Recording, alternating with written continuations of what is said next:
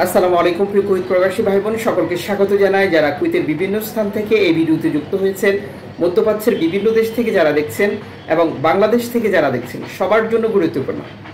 সাম্প্রতিক সময় আপনারা একটা বিষয় লক্ষ্য করেছেন, কুয়েতের একটি কোম্পানি 130 জন যেটা 210 জন পর্যন্ত বিভিন্ন তথ্য থেকে নিশ্চিত করা হচ্ছে। বাংলাদেশ দূতাবাসের একটি বিজ্ঞপ্তির মাধ্যমে সেখানে মাননীয় রাষ্ট্রদূত 130 জন বলেছিলেন, যারা বেতনের দাবিতে দীর্ঘদিন থেকেই চাপ প্রয়োগ করে আসছিল কোম্পানির উপর, তাদের 5 মাস ধরে বেতন দিচ্ছিল না।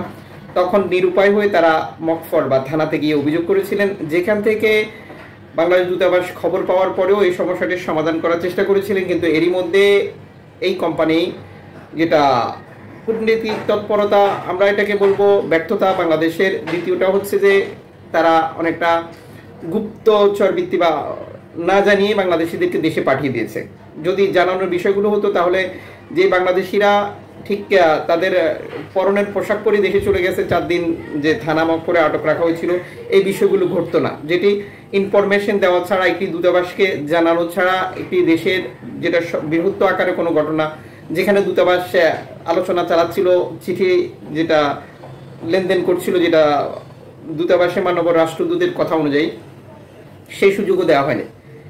আর এই ঘটনার পর দূতাবাসের পেছনের একটি বিজ্ঞপ্তি সামাজিক যোগাযোগ মাধ্যমে ভাইরাল হয়েছে, যেখানে বিষয়টা উঠে এসেছে যে দূতাবাস নিশ্চিত করেছিল কুয়েতে, সেটা হতে পারে কোম্পানি, হতে পারে যেটা প্রাইভেট সেক্টরের কোম্পানি, অথবা গভর্নমেন্ট সেক্টর যেটা আকুদ হুকুমা, গভর্নমেন্ট যে কন্ট্রাক্টগুলোর আওতায় ভিসাগুলো বের হয়, হতে পারে একটি গৃহকর্মীর ভিসা যেটা 20 নম্বর আর্টিকেল, হতে পারে প্রাইভেট সেক্টরের ছোটখাটো কোম্পানি মাজরা, মাসনা, জাকর, যেটা বিভিন্ন খাত হতে পারে। আর প্রত্যেকটি ভিসা বাংলাদেশ দূতাবাস থেকে সত্যায়িত করতে হবে, আর সত্যায়ন না করলে সেই কোম্পানির লোক বা সেই ব্যক্তি প্রতিষ্ঠানের লোক কুয়েতে প্রবেশ করতে পারবে না। এই বিজ্ঞপ্তিটির বিস্তারিত নিয়ে বাংলাদেশের সামাজিক যোগাযোগ মাধ্যমে খুবই আলোচনা হচ্ছে, প্রশংসায় আসছেন মাননীয় রাষ্ট্রদূত। আর এই খাত বিশ্লেষকরা মনে করছেন যে এটা যোগোপযোগী সিদ্ধান্ত, কারণ বহু ব্যক্তি, বহু প্রতিষ্ঠান নানাভাবে বাংলাদেশিদেরকে ভিসা বাণিজ্যের সাথে জড়াচ্ছে। বাংলাদেশিরা ভিসা বিক্রির সাথে জড়িত, এটা ওপেন এখন সবাই জানে। আর তারাই সাধারণত কোম্পানিগুলোর ভুয়া লাইসেন্স, কোম্পানির একই কন্ট্রাক্ট রিকন্ট্রাক্ট হওয়ার আগেই যে বাংলাদেশি এসেছিল তাকে দেশে পাঠিয়ে দিয়ে আকামা হাউল করে দিয়ে, যেটা একটি কন্ট্রাক্ট শেষ না হওয়ার আগে 2 বা 3 বার বাংলাদেশ থেকে লোক নিয়ে আসছে।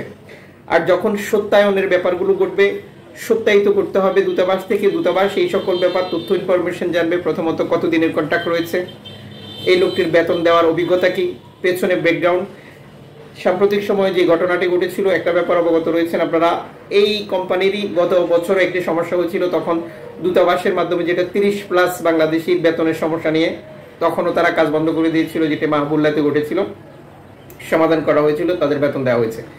এরপরে আবার নতুন করে একই কোম্পানির সমস্যা হওয়ার পর তারা দূতাবাসকে জানাননি, কিন্তু দূতাবাস বিভিন্ন মাধ্যম থেকে মকফরে নিয়ে যাওয়ার ঘটনা জানার পরে সেটা নিয়ে কাজ করেও সেটি ব্যর্থ হয়েছে। যদিও দূতাবাসের পক্ষ থেকে বলা হয়েছে যে এটা নিয়ে কূটনীতিক তৎপরতা বৃদ্ধি করা হয়েছে, পররাষ্ট্র মন্ত্রণালয়, শ্রম মন্ত্রণালয়ের সাথে যোগাযোগ করা হচ্ছে। যদিও এই ব্যাপারে এখন আমরা ক্লিয়ার না বাংলাদেশিরা কোনো সুফল পাবে কিনা। তবে বাংলাদেশে যাওয়া লোকজনের বক্তব্য অনুযায়ী একবারেই তাদেরকে ব্ল্যাকলিস্টেড করে পাঠিয়ে দেওয়া হয়েছে। তারপরে তাদের যে মালামাল সেগুলো নিতে দেওয়া হয়নি, তাদেরকে 1 মাসের বেতন দিতে বলেছিল, যেটি মাননীয় রাষ্ট্রদূত ভেরিফাই করেছিলেন। পরবর্তী বাকি 4 মাসের বেতন অ্যাডজাস্ট করার কথা বলেছিলেন, কিন্তু বাংলাদেশিরা রাজি হননি। যার কারণ তারা বলেছিল যে তারা যে আকামা নবায়ন করেছিল এটিরও টাকা তাদেরকে দিতে হয়েছে, যদিও কুয়েতের শ্রম আইন অনুযায়ী এগুলো প্রত্যেকটি কোম্পানি দিয়ে থাকে।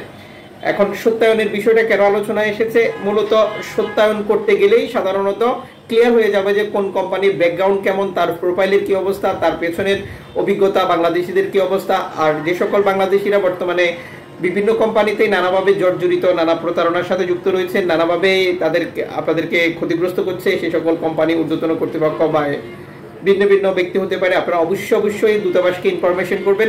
এতে করে আপনি যে সমস্যায় রয়েছেন একই সমস্যায় নতুন করে কোনো বাংলাদেশি পড়বে না।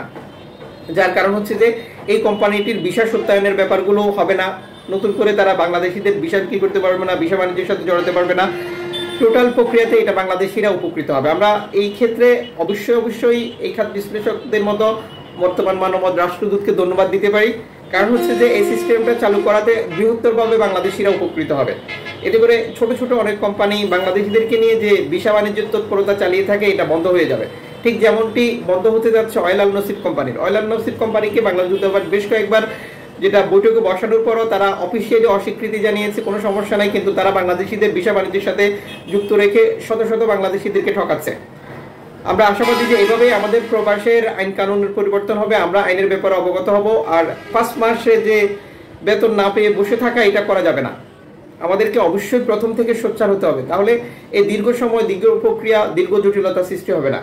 আপনি নিজে জানছেন, অন্যজনকে জানাতে এই ভিডিওটি শেয়ার করে দিন। চ্যানেলটি সাবস্ক্রাইব করে ফেসবুক পেজটি লাইক ফলো করে যুক্ত থাকুন নিত্য নতুন আপডেট তথ্য দেখার জন্য।